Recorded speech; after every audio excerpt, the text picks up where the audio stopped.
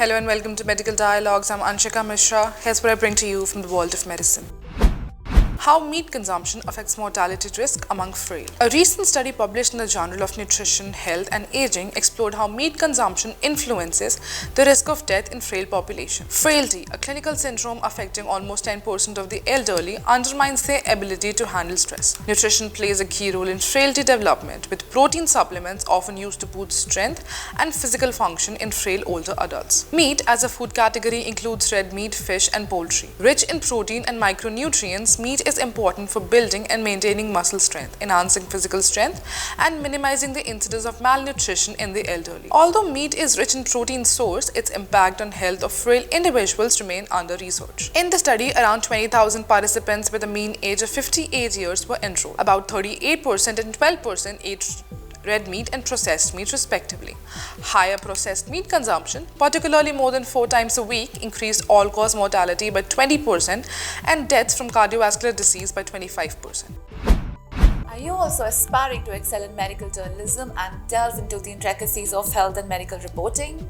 Explore our comprehensive course on medical and health journalism available at the Medical Dialogues Academy. Learn from industry experts who possesses in-depth knowledge and experience in this field. For further details, scan the QR code provided or access the link in the description box below.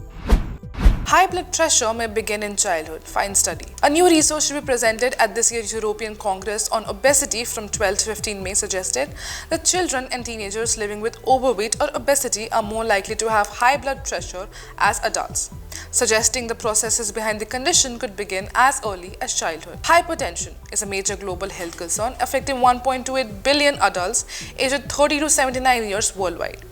It significantly increases the risk of cardiovascular disease like heart attack, stroke, and chronic kidney disease. Poor diet, lack of exercise, and obesity are modifiable risk factors. High BMI in adults is strongly linked to high blood pressure, but the impact of elevated BMI during childhood and puberty on midlife blood pressure remains unclear. In the study, researchers examined 1,683 individuals from 2 population-based cohorts to investigate the relationship between BMI during development and blood pressure in midlife. They utilized data from the BMI epidemiology study Gothenburg cohort and the Swedish cardiopulmonary bioimage study. Developmental BMI was assessed using school health records and military enrollment examination for young adults. Blood pressure measurements in midlife were obtained from the SCAPIS participants not taking medication for high blood pressure. All analyses were adjusted for both here. The results revealed that in men, both childhood BMI and pubertal BMI change independently contributed to increased systolic and diastolic blood pressure in middle age.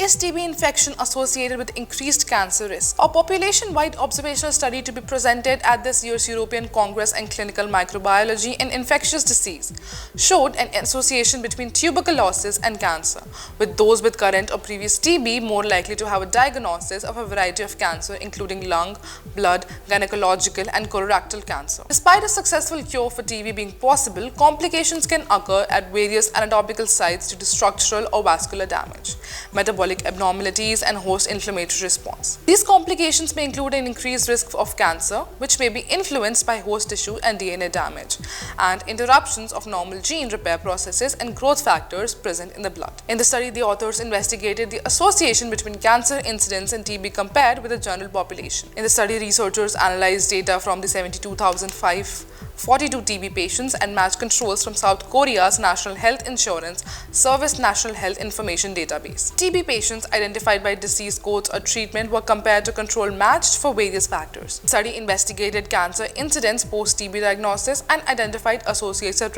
risk factors. Thank you for watching. Stay tuned to Medical Dialogues for more updates. Never miss a medical update from Medical Dialogues. Like, subscribe, and press the bell icon.